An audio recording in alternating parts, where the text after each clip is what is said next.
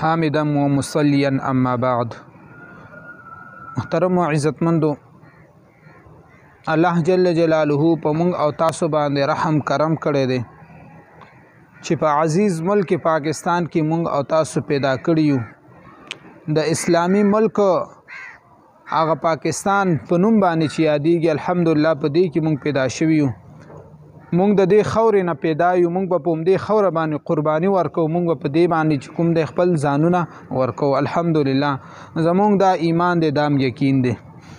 خو یاد ساتئ، اسلامی جمهوریه پاکستان زمونږ ملک په دې نامه باندې چونکې آزاد شوی دی، او نن سبا حالات داسې دي چې سیلاب ځپلي خلک دي، سیلابونه پې راغلي دي، کورونه د خلکو وران شوي دي، د هغوی نه لاشونه ورک شوي دي، د هغوی چې کوم دی بې ځایه ډېر په سلګو مړي شوي دي. په دې کې د یو کورنۍ نه څو کسان، 5 ورونه د یو خاندان نه هغه چې کوم دی سیلاب وړي دي. یاد ساتئ عزتمندو، سیلاب دا د خدای پاک جل جلاله د طرف نه یو عذاب به وګڼو چې دا د خدای پاک د طرف نه یو عذاب دی. خو یاد ساتئ عزتمندو، د دې عذاب مخنیوی به څنګه کوو؟ د دې عذاب مخنیوی دا دی چې د خپلو ګناهونو نه هر مسلمان توبه وباسي. یو ځنه چې زه توبه وباسم، بل توبه وباسي، بل توبه نه، هر مسلمان له پکار دی چې د خپلې ګناه که وړی او که غټی او که پټی او که ښکاری د ټولو ګناهونو نه دا توبه وباسي. یو علاج دا جوړیږي. بل طرف ته چې انسان سوچ وکړي، په یو سیلاب کې 15 ورونه گرفتار شول، په یو کاڼي باندې هغوی ودرېدل، 15 ورونه په کاڼي باندې ودرېدل، او دغه 15 ورونه چې کوم دی څه وکړلو، اوازونه کول چې زمونږ امداد وکړي. خلکو ورته رسۍ وروړلې، خو هغه سیلاب چونکې زیات و، په رسو باندې نشول راوتلی. 15 ورونو دغه چغې والي چې اسلامي جمهوریه پاکستان دی، زمونږ به څوک امداد وکړي، زمونږ به حکومت امداد وکړي، زمونږ به د بل مکتب فکر والا امداد وکړي.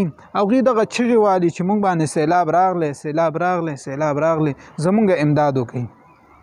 ټول مسلمانان غافله دي، دغه غریبان چغې وایي چې زمونږ امداد وکړي. په دغه وخت کې دغه 15 ورونه چې کوم دی هغه سیلاب پې باندې راتېز شولو، هغه کاڼي سره دوی چې کوم دی څه شولو، سیلاب راتېز شولو، هغه کاڼي سره دوی څه کړل، ډوبې کړل، او دغه 15 ځوانان نوجوانان 15 ورونه د یو کورنۍ نه هغه لاړل. هغوی لاشونه چې کوم دی څه شولو، په اوبو کې لاهو شول. هغوی 4 غنټې انتظار وکړلو چې اسلامي حکومت دی، اسلامي ملک دی، په دې کې به زمونږ امداد وشي، مونږ به د دې مرګ د خولې نه اوچت کړي. خو چونکې 4 غنټې انتظار نه پس هغوی د مرګ په غاړه باندې ولاړو، او هغوی هغه خپل مرګ جام نوش کړلو.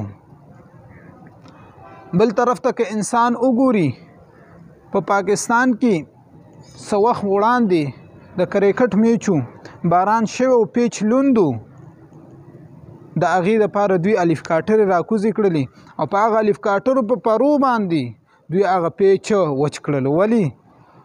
ولې وچ کړلو؟ دې دپاره چې دغه ګیم وشي، دغه کرکټ وشي. بل طرف ته زما 15 مسلمانان وروڼه هغه په سیلاب کې چې کوم دی ډوبېږي، هغه سیلاب وړي، هغه د مرګ په خوله باندې ولاړ دي. خو دغې خلکو د چا اواز ونه کړلو چې مونږ درغلو، مونږ الف کاټر در وستلو، مونږ به انشاءالله العزیز تاسو امداد وکړو. سره چا کوشش هم د دغې خلکو دپاره نه دی کړی، ما سوا د عوامو خلکو نه د دغه خلکو کوشش هم چا نه دی کړی. دا زمونږ حال دی. الله جل جلاله دې زمونږ په حال باندې رحم وکړي. بل طرف ته که وکتلی شي، افغانستان اسلامی حکومت پکې الحمدلله هغه نافذ شوی دی. که هغوی ته وکتلی شي، په هغوی هم سیلابونه راغلي دي. دا سایډ کې به تاسو ته 2 ویډیوګانې ښکاري، د پاکستان دغه شازلمو ویډیوګانې به هم تاسو ته ښکاري، دغه تاسو په سایډ کې کتلی شئ. همدغه شانته د افغانستان د اسلامي حکومت والا ویډیو به هم تاسو ته ښکاري چې هغوی باندې هم سیلابونه راغلي دي. هغوی سره د کم مالیاتو نه، هغوی چې کوم د ملک په ترقۍ کې هم چونکې نه دی، او بیا هم د خپلو مسلمانانو وروڼو امدادونه کوي، د خپلو مسلمانانو وروڼو امداد کوي. الف کاټرې په سمندرونو په هغه سیلابونو باندې ګرځي، او هغه مسلمانان وروڼه چې کوم په سیلابونو کې لطپت شوي دي، هغه مسلمانان وروڼه دغه دغه سیلاب نه روباسي. هم اسلامی حکومت دی دلتم چې کوم د اسلامی جمهوریه پاکستان دی هغه اسلامی حکومت دی.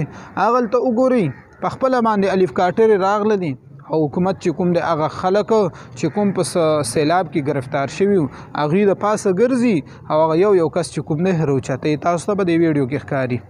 او بل طرف ته دغه 15 نوجوانان هغه چې کوم دی د انتظار غړې تیرې کړلې هغه د خپل مرګ پسترګو باندې لیدلو خو لیکن بیا هم چا امدادو نکړلو.